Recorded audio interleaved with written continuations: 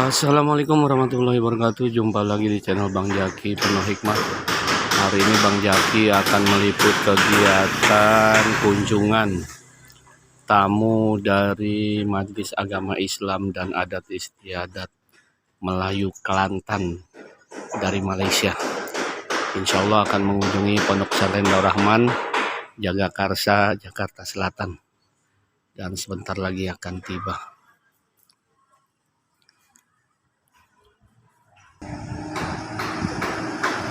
Dan alhamdulillah tetamu dari Majelis Agama Islam dan Adat Istiadat Melayu Kelantan telah tiba dengan bus Ainun Holiday, dan rombongan diperkirakan 22 orang.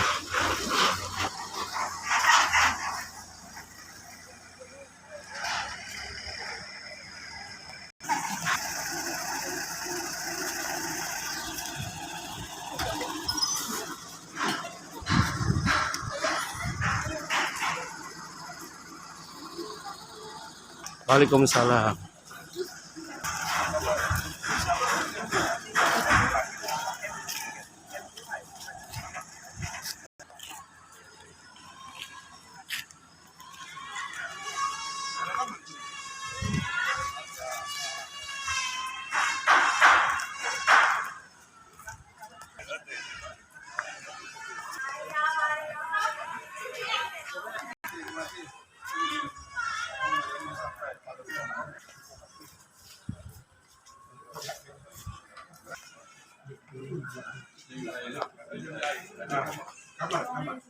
Kamar kecil.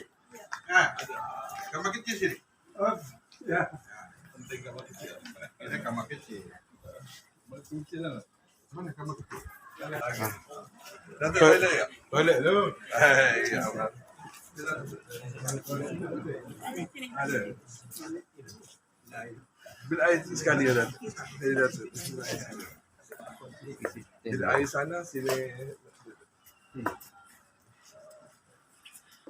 Oh, sama siapa? Oh.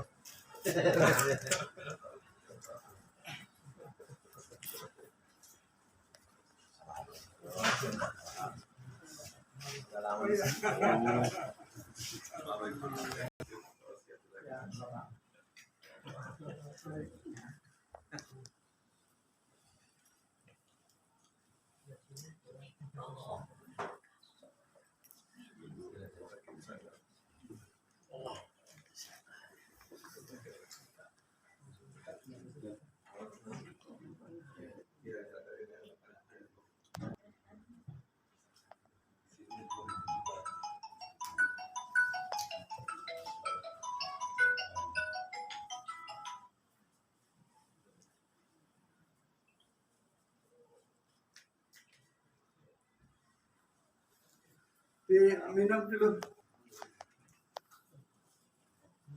Mude. Ini yang Alif Hakim Syar'i lagi di Kelantan. Ya, sini bagi bapak pengadilan. Ini Rahim, Direktur Jabatan Agama Islam di Kelantan.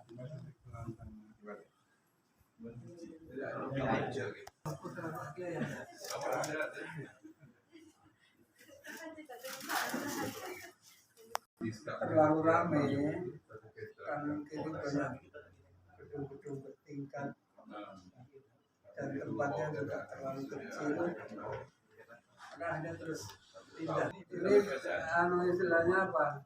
Rislah, tukar guling. Ya kan, tanah wakaf nggak boleh mulai tahun 2019. Assalamualaikum. Putra Pak Kiai.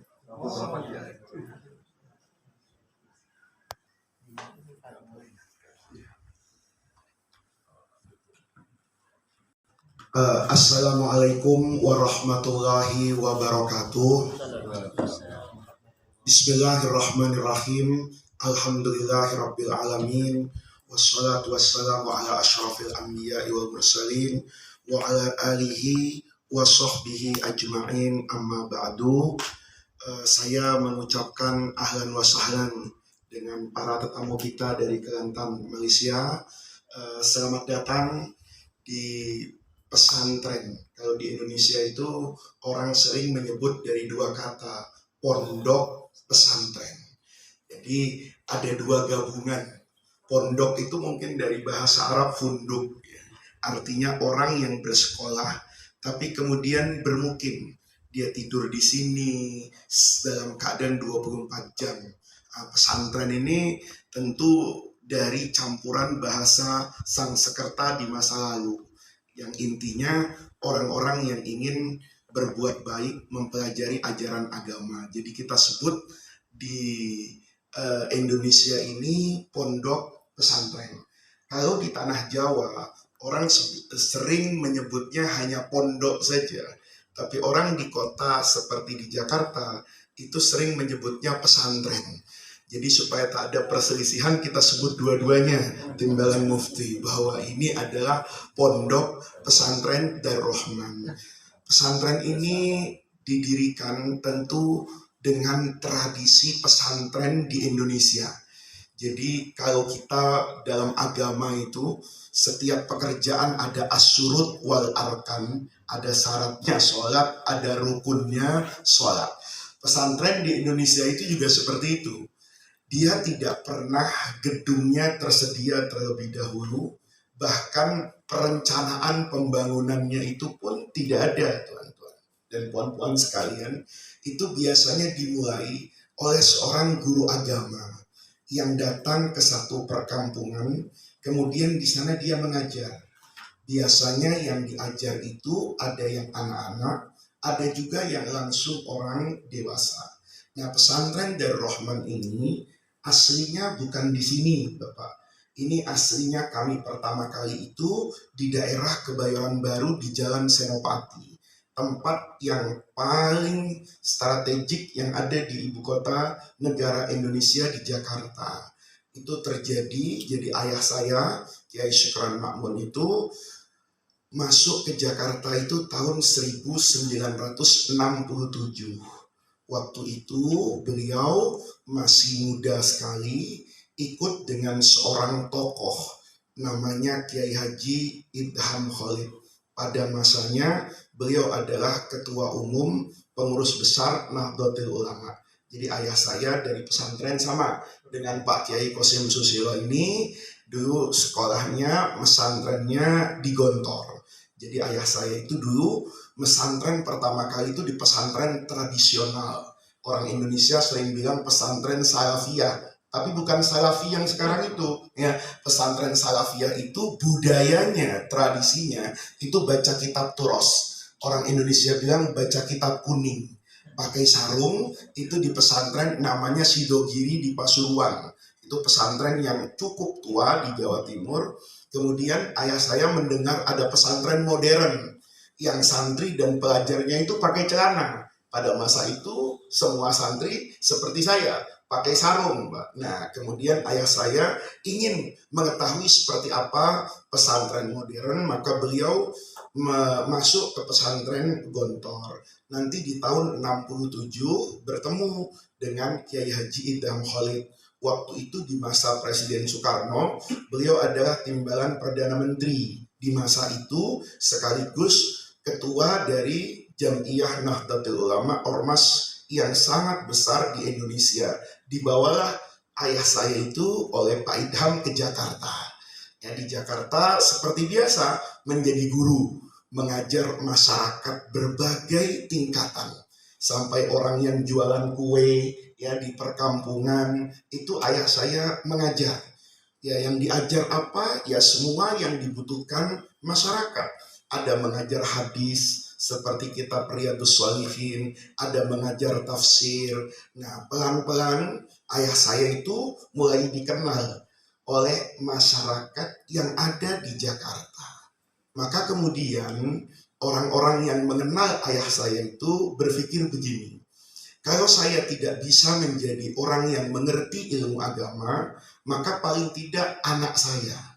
Maka dahulu itu santri-santri pertama itu dititipkan di rumah ayah saya. Jadi dulu ayah saya itu mengajar pertama di daerah Kebayoran Baru itu di garasi kereta. Jadi setiap rumah itu kan ada tempat untuk menyimpan kereta. Nah kalau pagi kan keretanya keluar Pak, mobilnya itu pergi karena orangnya bekerja. Maka tempat itulah pertama kali dijadikan oleh ayah saya itu tempat pengajian, ya pengajian karena tidak ada lahan, tidak ada tempat gitu. Nah nanti seiring dengan seperti itu, mulai ada orang yang dari jauh, Pak, yang anaknya tidak mungkin kemudian diantar setiap pagi untuk belajar dengan ayah saya. Maka dari situ dititipkanlah anak-anak itu. Ada satu dari Jakarta Barat, namanya Kiai Bunyamin. Sekarang beliau juga sudah memiliki yayasan, memiliki sekolah. Itu adalah santri pertama. Tinggal di rumah itu sesuai dengan tradisi pesantren. Dia bukan saja berguru kepada ayah saya menuntut ilmu, tapi juga berkhidmat. Ikut mencucikan pakaian, kalau nanti gurunya letih tengah malam itu dipijat, seperti itulah. Itu santri-santri tradisi di Indonesia. Jadi tidak ada asalnya itu rencana membuat pesantren. Jadi hanya mengajar seperti apa yang menjadi keharusan guru. Nah pelan-pelan dari situ kan mulai banyak. Kemudian yang ngajar, yang belajar dari para orang tua itu juga banyak. Mulailah ada kepercayaan dari masyarakat ya, bahwa ini rasanya kalau yang pengajian-pengajian seperti itu dilembagakan dalam satu sekolah itu akan menjadi baik. Maka ayah saya bertemu dengan orang asli Jakarta yang dulu anaknya itu adalah murid beliau waktu masih di pesantren Gontor di Ponorogo. Ya, itu namanya almarhum Bapak Haji Abdurrahman bin Naidi. Itulah yang pertama kali mewakafkan tanahnya. Jadi mewakafkan tanahnya untuk dipakai sekolah oleh ayah saya, mengembangkan itu. Nah, ini yang saya katakan tradisi di pesantren. Tanahnya ada, tapi bagaimana membangun? Karena kan tidak ada kebijakan pada masa itu dari pemerintah, dari negeri ini untuk membangun dan membiayai pesantren. Maka ini yang saya katakan, kenapa pesantren itu di Indonesia itu menjadi kekuatan sosial. Karena sosok kiainya ini, sosok pimpinannya ini. Jadi begitu sudah ada tanah, ayah saya tinggal bicara dengan murid-muridnya di pengajian-pengajian itu. Sekarang ada orang sudah kasih tanah, mewakafkan tanah. Sekarang saya ingin apa ini? Membangun. Maka membangun pesantren itu dilakukan secara gotong royong. Bahkan tidak ada dulu di masa awal itu, kemudian kita membuat satu rencana anggaran pembangunan sekolah. Berapa biayanya? Tidak ada. Tapi hanya ingin mengatakan kebutuhannya berapa. Maka dibangun itu sesuai dengan santri yang ada. Itu bedanya antara pesantren dengan sekolah biasa. Kalau sekolah biasa, dia membangun fasilitas fisiknya terlebih dahulu. Gedungnya, baru dia cari pelajarnya, muridnya. Kalau pesantren enggak. Muridnya ada dulu, ruang belajarnya tidak ada. Maka dari situ terbangunlah kepercayaan dari masyarakat. Bahwa orang ini akan membangun karena memang ada hajat, ada kebutuhan di sana. Nah, maka dari situ ayah saya seperti guru biasa. Habis maghrib pengajian di masjid-masjid, habis subuh di surau-surau. Kadang kalau ada acara besar seperti di bulan Maulid, Isra Mi'raj, itu yang hadir tentu lebih banyak bercerita. Saya akan membangun pondok pesantren. Nah, kita minta wa ta'awanu 'alal birri wat taqwa. Tradisinya dulu itu masjid-masjid dengan para murid itu sudah punya kesadaran. Oh, ini kiai sedang membangun pesantren. Maka nanti biasanya sebelum pengajian itu, sebelum ayah saya selesai sarahan, kira-kira 15 menit, itu ada dari pengurus masjid itu. Kemudian berdiri membawa kantung, Bapak, atau sorban. Itu semua jamaah diputar itu, ya. Berapapun yang ada, dari uang yang besar sampai uang receh kecil itu dimasukkan di kantong plastik gitu, ya. Nanti setelah pengajian itu dikasih ke ayah saya, dibawa pulang, disimpan itu. disimpan sampai nanti jumlahnya itu agak banyak, baru kemudian diberikan barang-barang yang menjadi keperluan untuk kita membangun. Itu dari satu aspek. Dari aspek yang lain, pesantren itu menjadi kuat karena murid itu percaya sama guru. Maka di sana, di pesantren ini dulu, ada beberapa orang itu yang punya toko bangunan. Dia berjualan semen, berjualan besi. Itu kadang-kadang dulu dengan ayah saya bilang, silahkan Kiai ambil.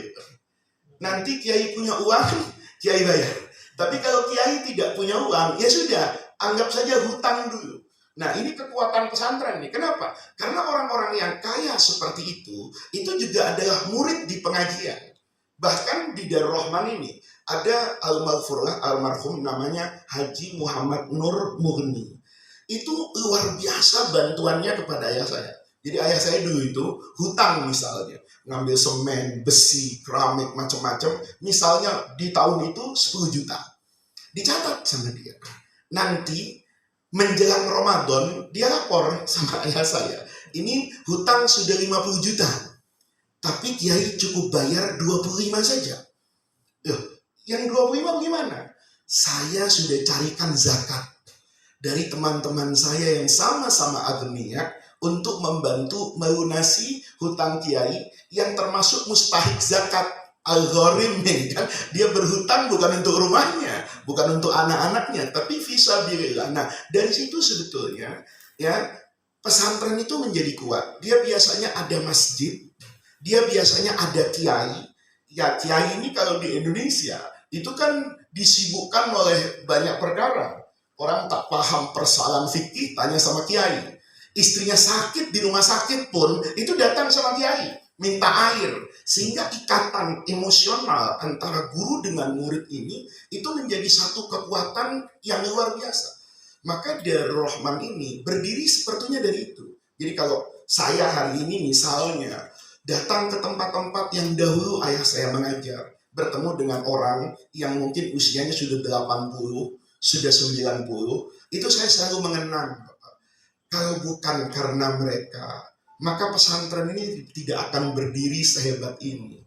Kalau bukan karena masyarakat dahulu yang mengaji, mengumpulkan uang 100-200 rupiah itu hampir setiap minggu diserahkan ke pesantren ini, tentu kita tidak akan bisa seperti hari ini. Nah, seiring dengan perjalanan itu, maka mulailah banyak bapak yang ingin belajar dengan ayah saya. Maka dibuatlah pesantren Darul Rahman ini yang mengambil madhabnya tentu Ahlus Sunnah wal Jamaah. Dalam akidah tentu akidah mayoritas yang ada di dunia Islam, Imam Abul Hasan Al-Asy'ari itu yang mayoritas. Kemudian dalam madhab fikihnya kita tentu mengikuti Al-Imam Asy-Syafi'i. Kemudian dalam akhlak dan tasawuf itu tentu banyak sekali mengambil dari Al-Imam Al-Ghazali. Itu adalah rata-rata pesantren di Indonesia. Nah, dari tradisi aswaja ini kemudian diimplementasikan, diterapkan itu dalam perpaduan dua pesantren yang memiliki pengaruh yang luar biasa di Indonesia. Yang saya katakan tadi, ayah saya pernah berada di pesantren Sidogiri, pesantren tradisional, pesantren Salafiyah. Ayah saya juga pernah berada di pondok pesantren Darussalam, Gontor, Ponorogo. Maka ayah saya ini melihat bahwa masing-masing pesantren ini memiliki maziyah, memiliki keistimewaan. Apa yang baik dari pesantren tradisional itu diambil. Apa yang baik dari pesantren modern itu diambil. Dipadukan di pesantren Darul Rahman ini. Jadi kita kalau pagi yang sekarang ini di kelas-kelas itu mayoritas kita mengikuti apa yang diterapkan di pondok pesantren Darussalam Gontor Ponorogo, klasikal. Nanti sore ya, mereka ini kan sekolah sampai jam 1 siang lah ya, jam 1 kurang 20 menit. Itu mereka keluar, kemudian sholat zuhur, setelah itu mereka beristirahat. Nanti setelah asar mereka mengikuti program yang tidak boleh dipisahkan. Jadi di sini tidak boleh orang sekolah hanya pagi saja atau sore saja, harus ikut kedua-duanya. Nah, yang sore ini itu mengikuti tradisi, kebiasaan, kultur yang ada di pesantren tradisional. Yang sore hari misalnya membuka kajian kitab Nahwu. Yang biasanya kalau di kelas pagi itu pakai buku kayak An-Nahwul Wadih yang banyak ada di Malaysia, juga ada cetakan dari Mesir itu yang seperti buku-buku modern. Fikihnya juga seperti itu. Tapi kalau sore hari mereka misalnya ada yang ngaji kitab namanya Jurumiyah nahwunya, nanti naik kepada syair sampai kepada Alfiyahnya Imam Ibnu Malik. Fikihnya juga begitu. Ada yang fikih yang sederhana mulai dari Fathul Qorib nanti sampai kemudian ngaji Fathul Mu'in dan begitu seterusnya. Nanti di subuh ada yang ngaji dengan Pak Kiai mungkin Nasoihul Ibad, kitab-kitab kuning turos itu ada yang ngaji hadis Arba'in misalnya. Nah, ini semua kita kembangkan di pesantren ini. Jadi secara umum memperkuat tradisi Ahlus Sunnah wal Jamaah.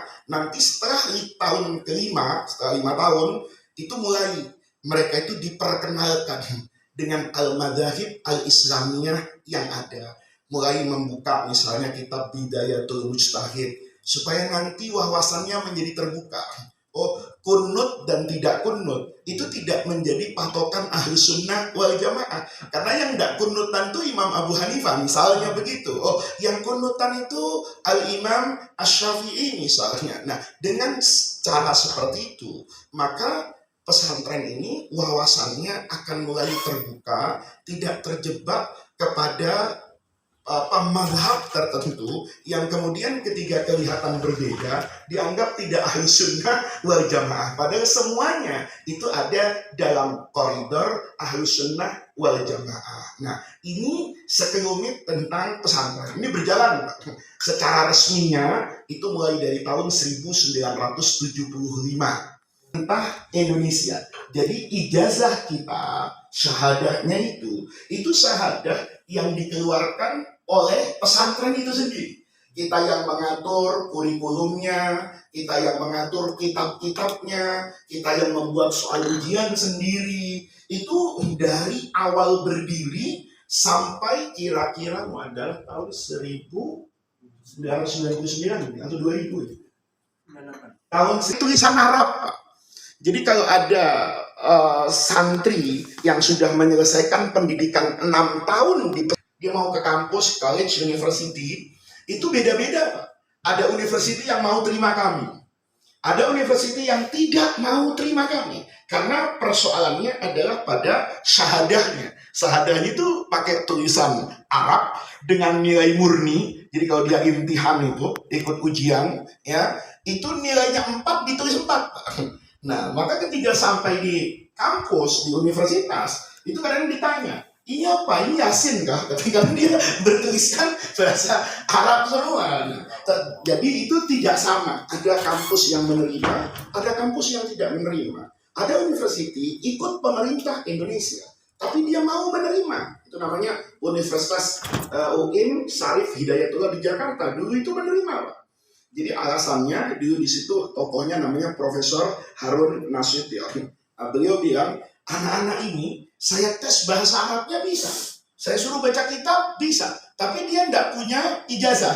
Jadi ibarat orang bawa kereta, dia pandai sangat bawa kereta, tapi tidak punya lisan dari kepolisian. Nah, ada yang menerima, ada yang tidak menerima. Sampai kemudian di tahun 1998, waktu itu Indonesia sedang ramainya melakukan yang namanya reformasi. Turunnya Presiden Soeharto mengakhiri era Orde Baru yang panjang, maka kebebasan berbicara itu menjadi luas. Nah, di situ kita bicarakan, ini bagaimana santri tamatan pesantren Darul Rahman itu bisa sekolah di luar negeri. Kita masuk ke Al-Azhar di Kairo misalnya, kita masuk ke Universitas Madinah, kita ke Syria, bahkan ke universitas antarbangsa yang ada di Kuala Lumpur. Itu bisa masuk, tapi di negeri sendiri tidak bisa. Gitu. Nah, akhirnya Menteri Hal-Ehwal Urusan Agama itu berpikir ini tidak benar. Maka alhamdulillah kemudian dikasih kebijakan pemerintah namanya pesantren muadalah. Dia tidak ikut mengurusi kurikulum yang ada, hanya nanti ijazah yang kita keluarkan itu dikasih tambahan, Pak. Kalimat bahwa ijazah ini disamakan oleh pemerintah Indonesia. Nah, inilah sejarah pesantren kita. Nah, nanti seiring dengan waktu, ada orang masyarakat lagi yang mengatakan begini, kami ingin Kiai punya anak yang bersekolah di pesantren, tapi nanti setelah tamat dari pesantren, mereka bisa belajar sains. Mungkin ada yang ingin menjadi insinyur, menjadi dokter, dan sebagainya. Ini bagaimana? Nah, dari kebutuhan yang ada, ya permintaan masyarakat, maka pesantren ini kemudian membuka pesantren lain, yang kurikulumnya dibalik. Kalau di sini 90% itu belajar al-ulum asyariyah dengan ilmu-ilmu yang menunjang itu kayak nahwu, shorof, balaghah dan sebagainya. Tapi tujuannya tamat dari sini dia paham dengan fikih, usul fikih dan sebagainya, tauhid dan sebagainya. Nah, seiring dengan permintaan dari masyarakat, maka kemudian dibuka pesantren yang berbeda. Ini di Sawangan. Dari sini kira-kira mungkin sekitar 20 kilometeran lah mungkin ya. Itu kita buat pesantren yang sama dengan ini, tapi dibalik, Pak. Ilmu agamanya hanya 20%. Sainsnya 80%, tapi mereka wajib mukim di pesantren. Jadi kalau sore, itu pelajaran agamanya, kita turunkan standarnya, Pak. Misalnya, kalau Bapak belajar turos, misalnya fikihnya Imam Syafi'i, itu hanya ngaji kitab namanya Matan Takrib. Nahwunya itu hanya sebatas jurumiyah. Karena mereka tidak kita bebankan untuk alim dalam bidang itu. Santri ada di sana. Nah, di sini Bapak Ibu sekalian, ini ayah saya di luar aspek ilmu itu menanamkan aspek jiwa. Aspek jiwa itu apa? Yang pertama kesederhanaan dan kemandirian. Jadi santri di sini itu dididik sederhana. Ada banyak sekolah hari ini yang membuat sekolah itu megah. Tapi tentu kalau bangunannya bagus, fasilitasnya bagus, maka membutuhkan uang untuk mereka itu yang tidak bisa dijangkau oleh kebanyakan umat Islam yang tentu hidupnya belum sejahtera. Maka pesantren ini di Indonesia terkenal sebagai pesantren yang sangat murah. Maka sering kita bilang, kita ini murah tapi jangan murahan. Kita kalah gedung, kita kalah apa, tapi kita tidak boleh kalah ilmu, tidak boleh kalah akhlak, dan tidak boleh kalah jiwa. Jadi di pesantren ini, itu orang tua, ayah, ibu mereka datang, itu yang bawa kereta ada, yang naik sepeda motor ada, yang hanya driver taksi, dia ibunya hanya bekerja menjadi tukang cuci laundry, itu juga ada. Karena memang dari awal ayah saya di sini mengajarkan kesederhanaan. Sekarang ini uang total 1 bulan itu 700.000 rupiah. Itu hanya kira-kira mungkin 200 ringgit ya. Lebih kurang 200 ringgit itu sudah sekolah, makan semuanya. Itu 200 ringgit 1 bulan. Jadi Bapak bisa bayangkan ya, yang sekolah di sini itu dari kalangan mana ribuan orang itu. Tapi memang kita istiqomah di sana. Kalau bukan kita yang memilih untuk itu, lalu mereka yang tidak punya kemampuan finansial, nanti belajarnya di mana? Jadi mayoritas di sini itu ya sekolah hanya membayar 200 ringgit 1 bulan, itu all in semuanya. Nah, itu yang pertama. Yang kedua, diajarkan kemandirian. Di sini ya, semua yang melakukan itu santri. Ya, sampai kalau ada listrik ini rusak, mereka secara turun-temurun itu belajar dari kakak-kakaknya. Memasang sound system, ada acara apapun, imam di masjid itu bukan kiainya, tapi mereka yang sudah 4, 5, 6 tahun di sini itu mendapatkan giliran untuk menjadi imam di masjid ini, termasuk khotib Jumatnya. Itu semuanya kita serahkan kepada mereka supaya apa? Mereka betul-betul melatih diri. Kalau mereka berani berkhutbah di depan gurunya, tentu mereka akan lebih berani berkhutbah di depan masyarakat. Kalau mereka berani tampil di depan orang yang usianya jauh di atas mereka, yang ilmunya dalam pandangan mereka adalah guru, maka tentu mereka akan menjadi terbiasa. Jadi di sini para santri itu dididik kemandirian. Kemandirian itu kepemimpinan. Jadi Bapak di sini ada satu organisasi pelajar. Nanti organisasi pelajar itulah sebetulnya yang akan mengurusi semua yang ada di pesantren.